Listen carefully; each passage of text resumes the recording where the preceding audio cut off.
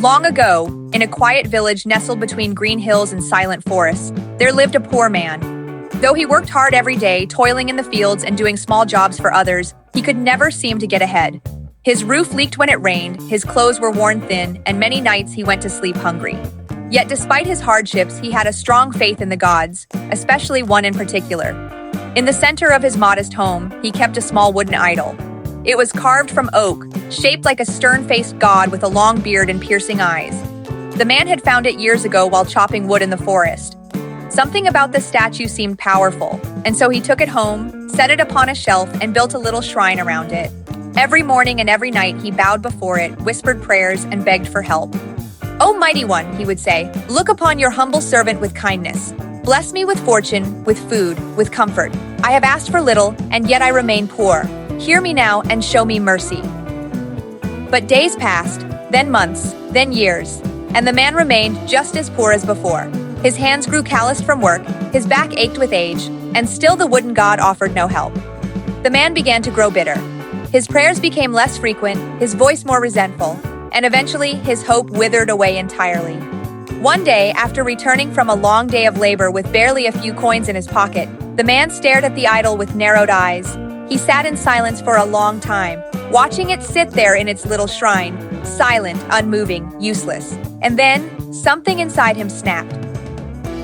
"What have you done for me?" he growled, rising to his feet.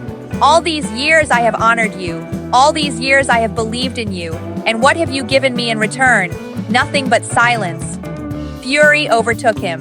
He grabbed the wooden idol from the shelf and stormed outside. The sun was setting behind the hills, casting long shadows across the land. With a roar, the man raised the idol above his head and threw it to the ground with all his strength. The statue hit the stones and shattered, bits of wood flew in every direction, and then something unexpected happened. From the broken pieces of the idol, coins spilled out, gold and silver shining in the fading light. Jewels tumbled free, emeralds, rubies, and sapphires gleamed among the wreckage. The man froze. He fell to his knees, his eyes wide in disbelief.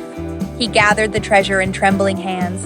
It was more wealth than he had ever seen in his life. With this, he would never go hungry again. He could buy a new home, fine clothes, and eat his fill every day.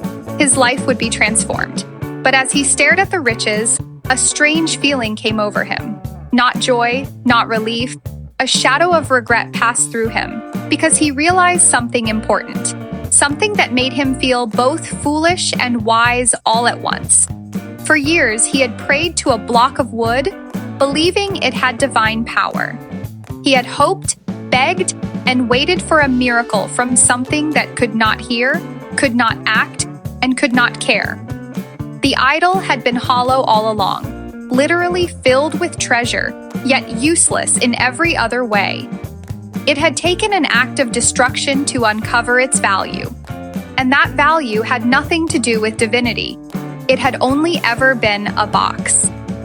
The man carried the treasure back inside and placed it in a safe place. He never built another shrine, never knelt before another idol. From that day on, he worked still, but this time with a wiser heart. He learned to put faith in effort, in reason, and in his own hands. He helped others when he could, and he never again placed his trust in something just because others said it was holy. And so, the village came to tell the story of the man and the wooden god, a tale passed down from generation to generation, always ending with the same moral lesson. It is foolish to put your faith in that which is deaf to your cries and blind to your suffering. A false god may hold treasure, but only a wise man knows how to uncover it.